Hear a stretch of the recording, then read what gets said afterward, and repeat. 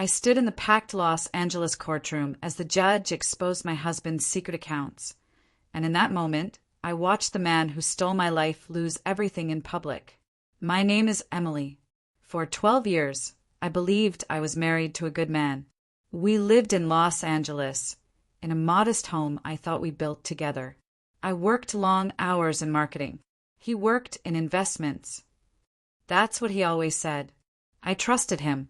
I trusted the man who kissed my forehead every morning and told me, "I'll take care of us."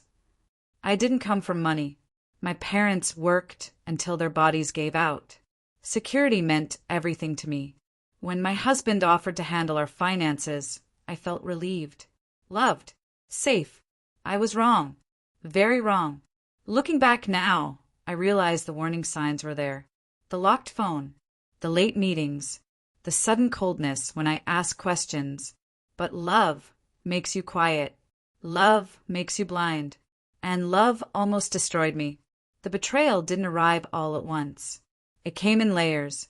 First, I noticed our savings account looked thinner. When I asked him, he smiled and said investments were temporarily tied up. I believed him. Then one afternoon, I received a letter from a bank I'd never heard of. It was addressed to him, but listed my name as a co-borrower. I felt my stomach drop. I confronted him that night.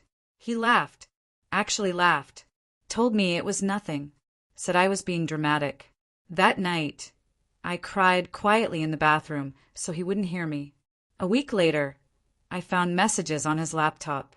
Not just money, another woman, younger, confident, mocking me behind my back. She has no idea, one message said. I remember sitting on the floor, shaking, rereading those words until my chest hurt. Then came the worst part.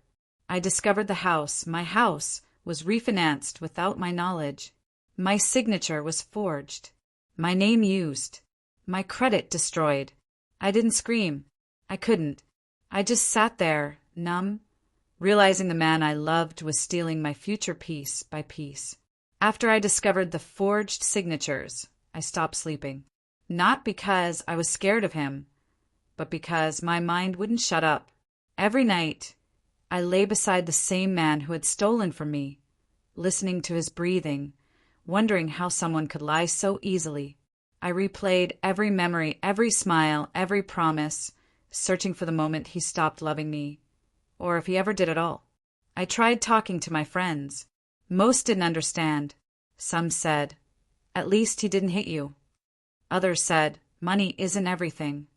But money was everything in that moment because money meant safety. It meant freedom. It meant I wouldn't end up homeless while he walked away smiling. One afternoon, I broke down in a parking lot after my credit card was declined. I stood there, surrounded by strangers, holding back tears while the cashier waited. I felt exposed, ashamed, like the world could see that my life was quietly collapsing. That was the day I almost gave up. I went home, locked myself in the bathroom, and slid down against the door. I cried so hard my throat burned. I whispered out loud, "I trusted you," like saying it enough times would make it hurt less. But something happened in that silence. Anger crept in. Not loud anger. Focused anger. I realized he wasn't just stealing money. He was stealing my dignity. And the worst part? He thought I was too weak to notice, too emotional to fight back, too afraid to expose him. That realization hurt more than the betrayal, because I wasn't weak. I had just been quiet, and quiet women, we scare people when we finally speak. That night, while he slept peacefully, I opened my laptop again, not to cry, not to confront, but to document every lie, every transaction, every fake smile. I stopped being his wife and started becoming his reckoning. There was a moment late one night where I almost gave up. I sat alone in my car outside a grocery store, gripping the steering wheel, sobbing so hard I couldn't breathe. I felt stupid, humiliated, small. But then something changed. I stopped crying, and I started thinking.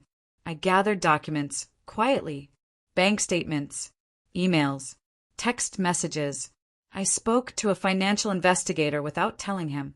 I learned words I'd never needed before: wire fraud, marital asset concealment, identity misuse. And I smiled for the first time in months. Because while he thought I was broken, I was building case. He underestimated me completely. The confrontation happened in court. Not at home. Not in private. In public. The courtroom was full. His family. His business partners. The woman he cheated with sat confidently behind him. Until the judge spoke.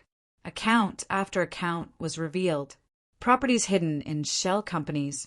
Money moved offshore.